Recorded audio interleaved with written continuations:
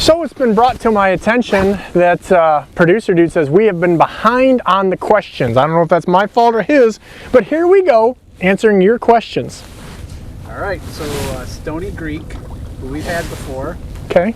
wants to know if it's possible if he can hire you to teach him how to fish out of his boat. Absolutely. We do a lot of educational trips. You know, a lot of the stuff we kind of show you why I do what I do, and then we've got a few steps that we can help you implement that into your rig and your fishing. So get a hold of me, shoot me an email, or give me a call. That's the easiest thing. Communication's always better. This isn't a question, but it's a comment, and it's positive. Oh, that's a bonus. I always will give you positive feedback. Oh. Justin Elliott says he watches everything you put out.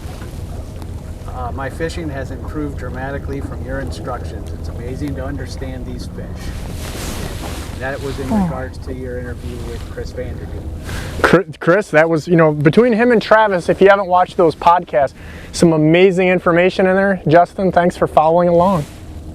Here's one that's in Russian, so I can't read it. Could you do Google Translates, or? I could. That's just too much? Do you think they're trying to get us to buy a mail order bride? That's my guess. Yeah, like. Jeremy Rieger wants to know, to catch the big fatty donkeys, are they faster trolling speeds late at night, or so like 0.8 or like 2.8? Well, again, you know, a lot of you guys, your questions, you need to be a little more concise simply because it depends on what you're using. You know, let's say if you're trolling spoons, you know, you're going to need to go faster.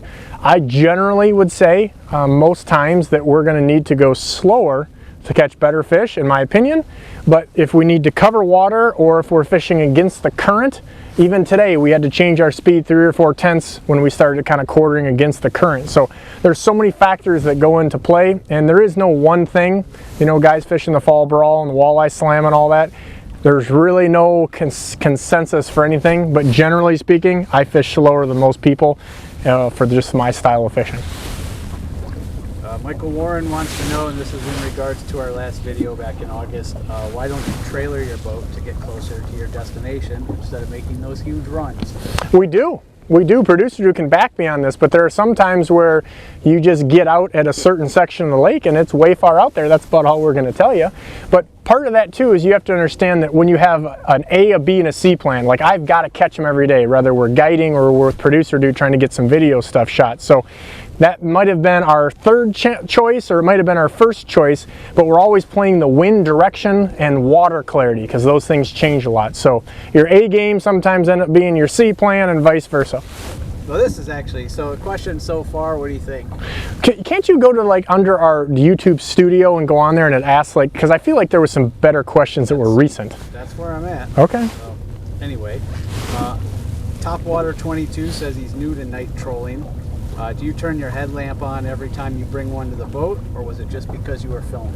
Sounds like a Ross's rant in the beginning, yeah. Headlamps are a bad deal. Producer dude, would you back me on how much I yell at you about lights? Right, and how much I yell at you that we need light. Yeah, you say something about like, we can't shoot this in your closet, I think is the words he used. So no, when I'm doing and fishing by myself, I almost never have a light on because then it ruins my night vision. And when I do, I have a red filter in my headlamp. And also my Ranger has some lights that are on the floor for just little things like trying to maybe tie a knot or something like that. So the less light, the better. You guys that are, and I see it now, there's 100 times more guys fishing at night because of the fall brawl and the walleye slam. You guys that are running around with your headlamps on, you're a ding dong. It's a bad deal. Andrew McGee, what size Dipsy do you use, and do you keep the outer ring on? Andrew, what size Dipsy? I primarily, I would guess, use the #1, but I have them all. We use them all. You're going to use them as they're depth appropriate. So, you know, just like a crankbait, pick the one that's going to reach the depths that you need to go, because you don't want to have one that's too small, so you have to let out an absorbent amount of line. And inversely, you don't want to have to let out such a short amount when you have one that'll basically get too deep for what you're doing, because then you're going to be off. Just a little changes in speed or an angle of the dangle, and it's going to cause your depth control to be off. So I primarily do use the ring, but I also have some of the Magnum rings. If I need to gain extra depth, it's nice to just put that on and get a little more. All right, this one's about your diet. My diet? Yeah. Ooh, Sounds like somebody might have fished with me before. NCW Trans Am wants to know your top 3 go-to boat snacks. Ooh, I like the boat One is snacks. cold chicken, I can tell you that. Cold chicken, man. Cold chicken, peanut butter sandwich, peanuts, and I'll throw another one in there. You know, those little cracker packs. Things that don't make you have an incident. And, you know, I see people all the time in my boat, they bring like yogurt and all these things. Don't bring stuff in a boat that's going to spoil easily. Bad. I've seen it. It's bad. Really? Yeah. I wouldn't even do that. Yeah, and then they put it in like a little soft pack cooler and it's warm like an hour into the day. I've seen the end result of it too. It's quite entertaining. Douglas Woods wants to know why you won't turn your clicker off. Don't turn the clicker. It's a good question. I mean, it's a bad question, but it's a good question. I know I've seen a bunch of responses to that, and here's the deal. You need to leave those clickers on or you're going to have a catastrophe when you're Dipsy fishing, because at some point that Dipsy is going to get put out and it's going to be a bad deal because they're going to spin too fast and they're going to tangle up and you're going to lose not only the fish but your whole rig. And by leaving that on, I can also kind of pace that fish and see if I'm taking line or not, because you don't want to reel those fish in too fast. That's kind of the theme for everything that we're doing, but leaving the clicker on is a really important thing for me as a guide. He wants to hear you talk.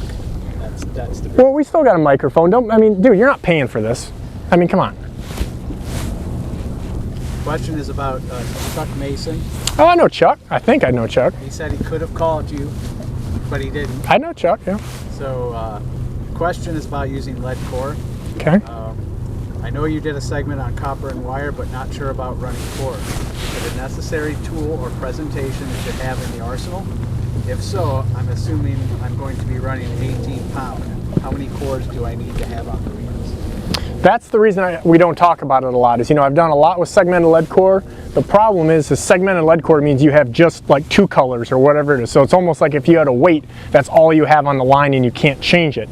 So I've got everything from 1 to 10 colors. So I probably have about 30 reels spooled up, and that's the problem and why I don't use it a lot. The issue with it is if I don't have to use it, is it's much slower to put out, and it's much easier to tangle. You can't move things around as quickly as we do. So when you can run 3 lines per person now, it's just not nearly as efficient. I like it, but unless you absolutely have to have it to get the bites, which it's often good when it's really cold or when you need to have reduced surge because you've got a lot of big waves, that's where it kind of keys in. But if I don't need it, I don't use it. It's too much stuff. Here's another from Stony Creek. Stony Creek, doubling down. Yeah, and he's been on before. Okay. Wants to know the best fish finder in the $800 range. Fish finder in the $800 range. You know, I don't know the price off the top of my head with everything, but you could probably eliminate some of the fancy stuff like the down imaging and side imaging and just get yourself like a Humminbird Helix. Get the biggest one you can afford, the biggest one you can fit in there. Those screens all look a lot smaller when you actually get to fishing. But just get something that's got GPS and 2D sonar, and that's be a little less money there. Mike Nelson wants to know what's the spread typically on your boards? Well, Mike, I'm not sure if you mean this way or what have you, but From the boat to the board and in between the boards. So thank you. You know, the leads behind the boards, that changes hour to hour, day to day. I would say maybe 40, 80, 120 if I'm putting like 3 lines out as far as away from the boat. But I just eyeball it. I don't look at it. And you know, if we're going to run 4 boards or depending on what we're doing, that may be spaced out a little bit farther, because if it's flat, calm, or really rough, that may be a little bit tougher to get some of those leads spread out the same. Gary LeBeau, cover myself both ways. Okay, thank you. Wants to know if you have had any success with scent, putting scents on crankbaits. Scent? I'm not a big scent guy when it's when the water's, let's say 45 or warmer. I just don't know that it makes as big of a difference. The problem with putting scent on a crankbait is most of it's going to wash right off, and the stuff that's more like gel based, the problem is you literally have to clean those baits, and it's just a whole nother step, and I don't see that it makes that much of a difference. Now when we're ice fishing, I do a little bit with that when those fish have more time to kind of key on it and look at things, and that water being a lot colder, the scent, they can actually smell a lot better. So if I'm throwing crankbaits at a couple miles an hour or even a mile and a half, that's just something I'm not messing with most of the times. Last question. Whoa, close her up. Robert Dunlap wants to learn your Vulcan death grip. Do we have a video coming on how to do Vulcan death grip? Robert, was it? Yes. Robert, stick to watching the Vulcan death grip. You ain't got it. I've got NFL guys that try doing it. I'm not going to tell you what we do when they try to do that, but let's just say it ends up very, very poorly. I've got dozens of people, if not more, per year in the boat with me that try the Vulcan death grip. You've got to see it if you watched our fishing show here 3 times today. Don't try it. Just stick to being entertained by it. Hey, me and producer do it at Bigwater Fishing. We love your questions and all that. Make them specific so we can get you a better answer. Don't be too crazy, right? No? Maybe? Yeah, you? Oh. Producer? Right. Me? Yeah, oh yeah, he's not even paying attention. We appreciate you following along. We'll try to get these questions up in a little more timely manner for you, but there may be a giveaway in the near future, so make sure you stay in tune, stay in touch. Bigwater Fishing, Instagram, Facebook, and YouTube, as well as bigwaterfishing.com.